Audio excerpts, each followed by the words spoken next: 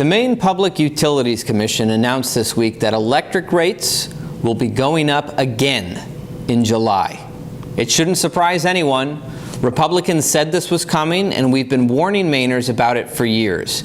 And what we do next will determine how bad future rate increases become. Hello, this is Senator Eric Brakey of Androscoggin County. I wish I was here today with better news. The rate increases come on top of another that Maine PUC approved earlier this month, both for Versant and Central Maine Power.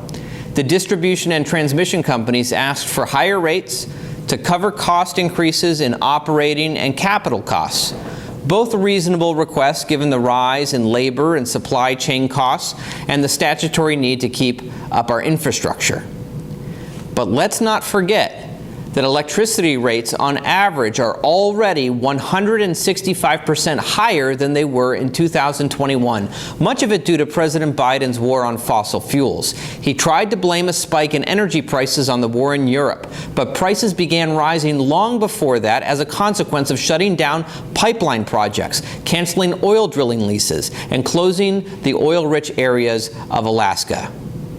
I guess when you're in the pocket of special interest groups, they need to be satisfied for the campaign money to follow. But the reason for this rate hike is different.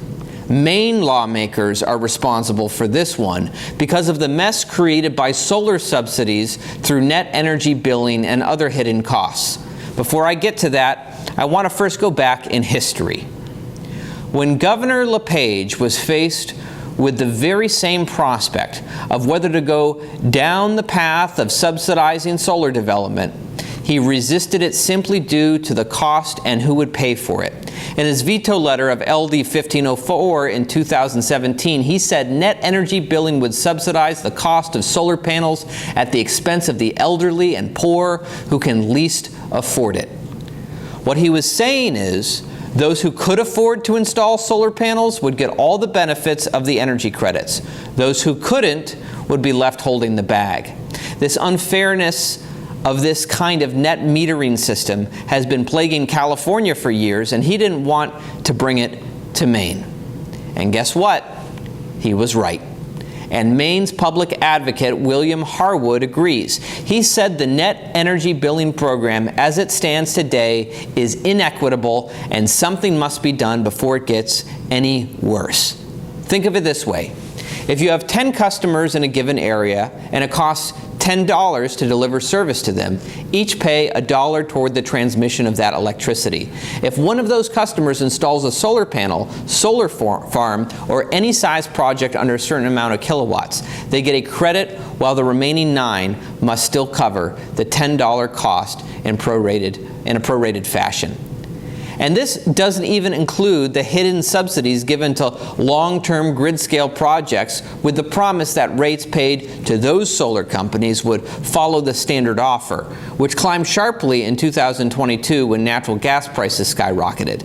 Did the actual cost to produce that solar change? Of course not. For those solar companies, it was an incredible windfall. The costs of all the solar panels you now see in farm fields across Maine have to be paid by somebody. Unfortunately, that somebody is you, the ratepayer. Those costs have been delayed for years but have now come home to roost. Harwood told lawmakers in April that Maine ratepayers will have to cover about $220 million per year in hidden costs due to net energy billing and solar subsidies. And the PUC announced this week that $137.3 million of it has now come due. Beginning in July, rates for Versant and CMP customers will rise between $10 and $17 per month on average, which includes both cost increases.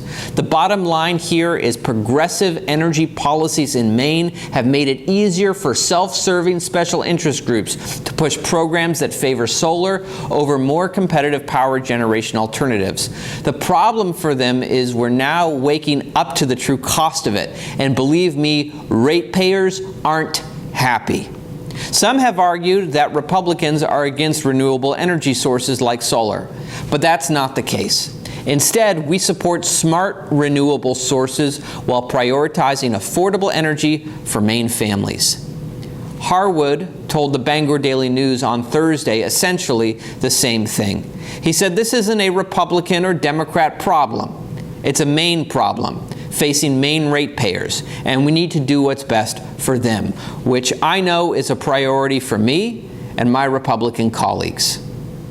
It's obvious the green energy policies at both the state and federal level are now hurting Maine's families. A Republican bill, LD 1347, aims to fix that. With Harwood's input, the bill will make the necessary changes to fix the net energy billing issue and stop future rate increases. Inaction is not an option.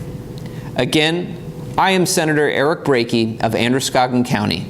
I hope you have a great weekend.